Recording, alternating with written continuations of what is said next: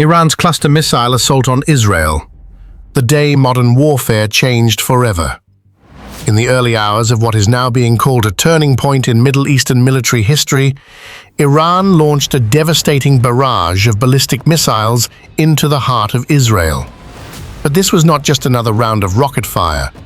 For the first time, Iran deployed cluster warhead technology, a chilling advancement that sent shockwaves through Israel's defense community and left the world questioning the future of warfare. What made this attack different? Unlike previous missile strikes that Israel's defense systems like the Iron Dome, David's Sling, and Arrow 3 have countered with remarkable success. This time the game had changed.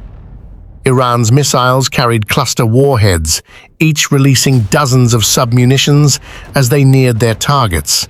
These small, fast-moving bomblets spread out randomly, targeting wide areas and making interception nearly impossible. This wasn't just an attack. It was a statement, a clear signal that Iran had studied Israel's defenses and found their Achilles heel. Israel's air defense overwhelmed. For over a decade, Israel's multi-layered air defense has been hailed as a model of modern protection. From short-range threats to long-range ballistic missiles, the system was designed to meet every challenge. But its fundamental weakness was brutally exposed. It wasn't built to handle saturation attacks made up of dozens of small, scattered threats arriving simultaneously. Iran exploited this gap with precision. Submunitions rained down on cities like Beersheba, Ashkelon, and even the outskirts of Tel Aviv, damaging infrastructure, logistics hubs, and, most disturbingly, parts of the Soroka Medical Center, southern Israel's largest hospital. The truth behind official statements. Initially, Israeli officials assured the public, no significant damage, no casualties. But as footage from civilians, journalists, and hospital workers flooded social media, a different picture emerged.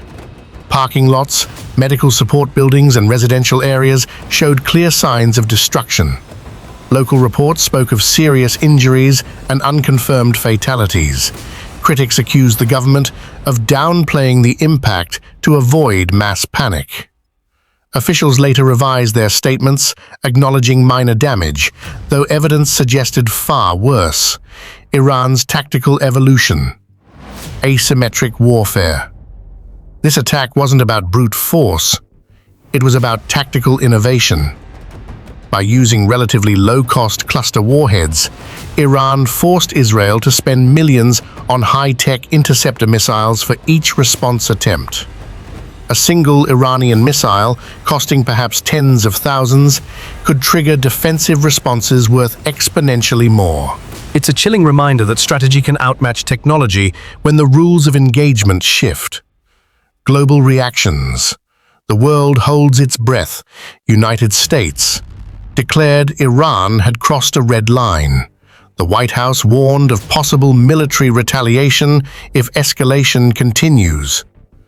Russia called for an immediate ceasefire and offered diplomatic mediation.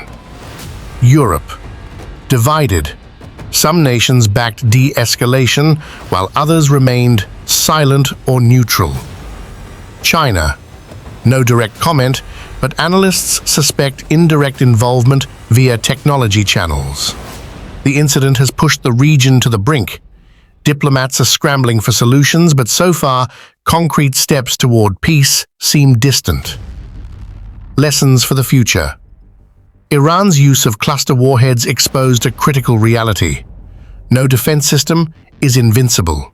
Technology alone cannot guarantee safety in an age where unconventional tactics redefine battlefields overnight.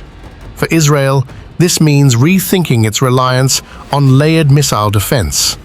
For the world, it's a wake-up call that regional conflicts can rapidly spiral into global crises. What comes next? The coming days will be crucial. Will Israel retaliate with overwhelming force? Will international diplomacy step in effectively? Or will this spark a new chapter of prolonged conflict in the region? One thing is clear: the battlefield has changed, and so must the strategies that shape it.